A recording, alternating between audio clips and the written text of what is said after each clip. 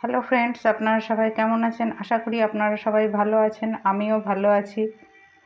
আজকে আমি এখানে বানিয়েছি এঁচোড়ের ডালনা। তো চলুন বন্ধুরা, রেসিপিটা দেখে নেওয়া যাক।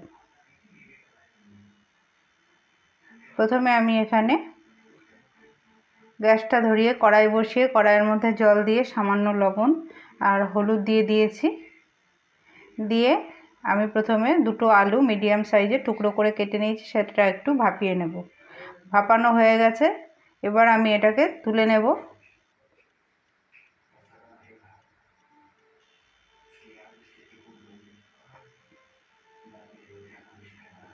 এবার আমি এর মধ্যে টুকরো করে কেটে রাখা এঁচড়গুলো দিয়ে একটুখানি সময় সেদ্ধ করে নেব। এই এঁচড়গুলো আমি বাজার থেকেই কাটা অবস্থাতেই নিয়ে এসেছি, আমাকে আর আলাদা করে কাটতে হয়নি।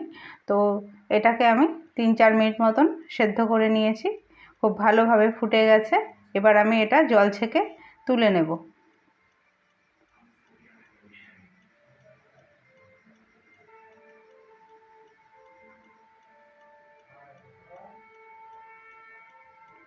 এবার আমি কড়াইয়ের মধ্যে দিয়ে দিয়েছি সর্ষের তেল।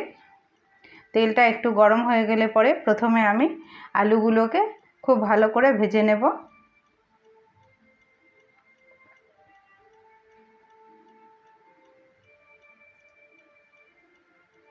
আলুগুলো ভাজা হয়ে গেছে। এবার আমি এই তেলের মধ্যে এঁচড়গুলোকেও ভেজে নেব। 2-3 মিনিট করে ভেজে নিলেই হয়ে যাবে। এঁচড়টাও আমি 2-3 মিনিটই ভাজবো। ভাজা হয়ে গেছে, এবার আমি এঁচড়গুলোকে তুলে নিলাম।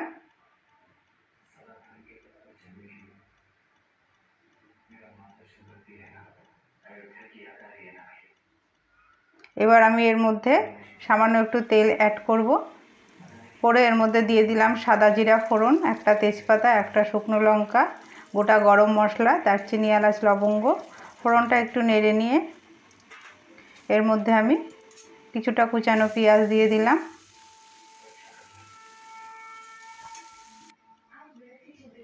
দিয়ে দিলাম হাফ চামচের একটু বেশি আদা,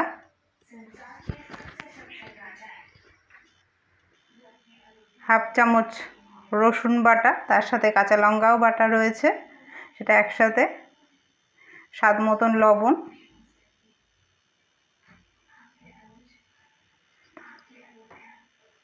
দিয়ে খুব ভালো করে ভেজে নেব।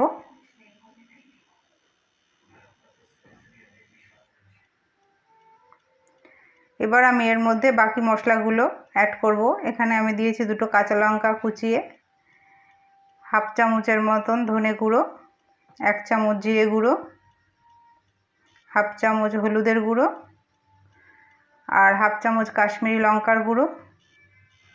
খুব ভালো করে কষে নেব। সামান্য একটু জল দেব মশলাটা যতক্ষণ পর্যন্ত না তেল ছাড়ে। এখানে আমি একটা টমেটো পেস্ট করে রেখেছিলাম, সেটা আমি দিয়ে দিলাম।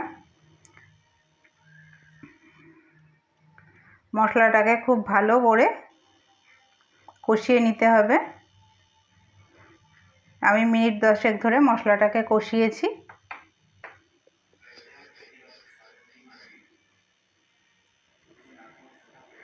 মশলা কষানো হয়ে গেছে, তেলটা ছেড়ে এসেছে। এবার আমি এর মধ্যে আলু আর এঁচড়টা দিয়ে দিলাম। দিয়ে আবারও একটু নাড়াচাড়া করে নিয়ে 4 মিনিটের মতন থালা দিয়ে ঢেকে দেব, যাতে মশলাটা আলু এবং এঁচড়ের সাথে খুব ভালোভাবে মিশে যায়।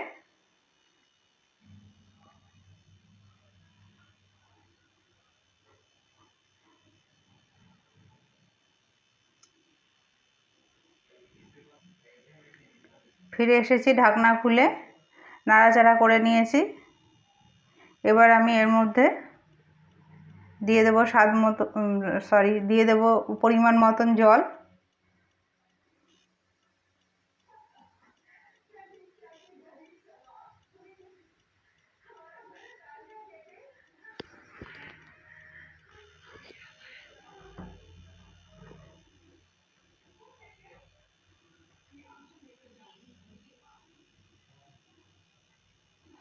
জল দিয়ে আমি 7 মিনিট মতন ঢাকনা দিয়ে রাখবো।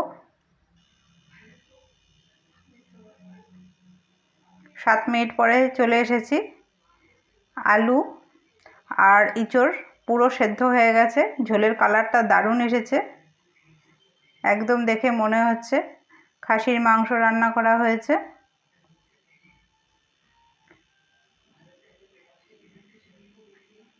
দিয়ে দিলাম সামান্য একটু চিনি। এটাকে অনেকে গাছপাঠাও বলে। দিয়ে দেব গরম মশলা আর দেব সামান্য পরিমাণে একটু ঘি। দিয়ে নামিয়ে নিলে তৈরি হয়ে যাবে এঁচোড়ের ডালনা। এই দিয়ে একদম গরম ভাত এক থালা খাওয়া হয়ে যাবে। ভিডিওটা ভালো লাগলে লাইক করে দিয়ে পাশে থাকার অনুরোধ রইল। কমেন্টের মাধ্যমে জানাবেন আপনারা কীভাবে এঁচোড়ের ডালনা বানান। আজকের মতন এখানেই শেষ করলাম।